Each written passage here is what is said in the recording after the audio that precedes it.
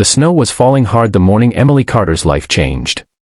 She had come into the office early, hoping to avoid the noise of the annual corporate holiday chaos, when she saw her boss, Adrian Hale, standing alone by the window with a look she had never seen before.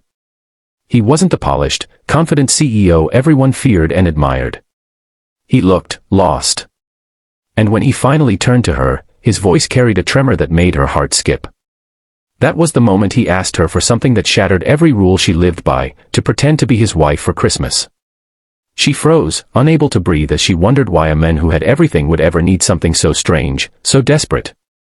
If you believe in kindness, second chances, and the power of unexpected miracles, make sure to like, comment, share, and subscribe to Everyday Heroes. Emily had never been the type to get involved in anyone's personal life, especially not her boss's.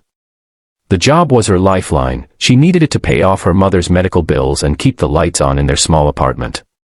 Adrian was strict, emotionally distant, and impossibly elegant, someone who lived in a world she could never touch. Yet in that moment, something fragile in him called to something equally fragile in her. He explained that his grandmother, the woman who raised him, believed he was happily married. She was old, sick, and her final Christmas wish was to see him and his wife together. The problem was, he didn't have one. And what shocked Emily most wasn't his request, it was his one condition. He didn't want her to pretend for money or convenience. He wanted her to stay with him and his grandmother for 3 full days, living under the same roof, sharing the same table, acting like a real couple in every way except romance.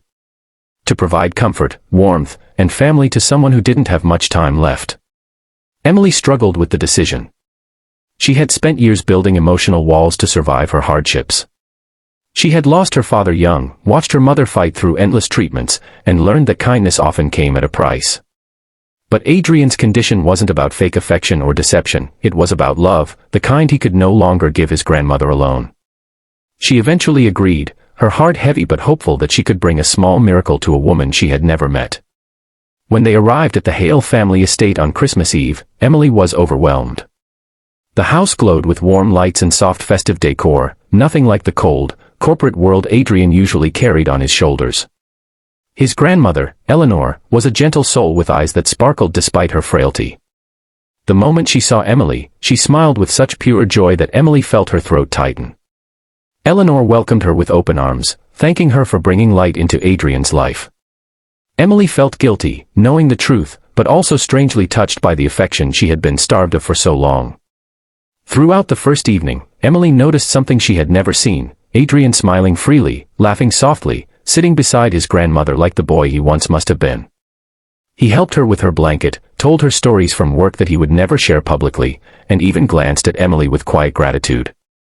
Emily played her role gently, linking her arm with Adrian's, laughing softly when Eleanor teased them, placing her hand over his when his grandmother looked away.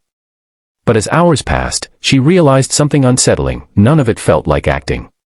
She felt comfortable around Adrian, as if she had known him for far longer than she had.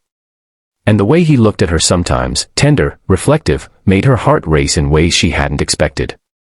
The next day, they decorated the Christmas tree together. Eleanor insisted Emily place the star on top, saying every family needed a woman with a shining heart. Emily blinked back tears at the words.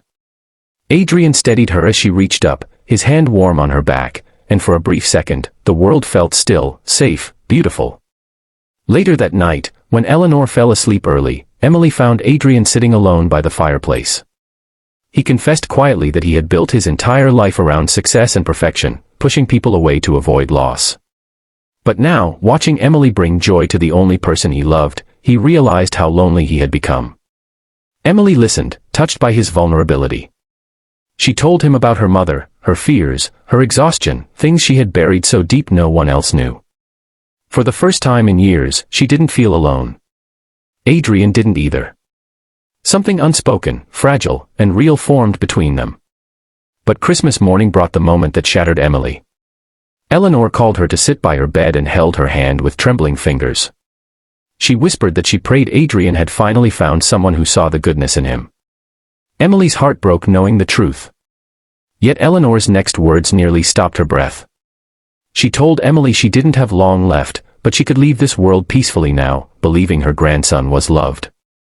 After breakfast, Emily tried to distance herself, but Adrian stopped her in the hallway. He told her the truth, he didn't ask her here just to comfort Eleanor. He needed someone genuine, someone kind, someone who could show him what real connection felt like. He said the 3 days with her had changed him, shaken him awake.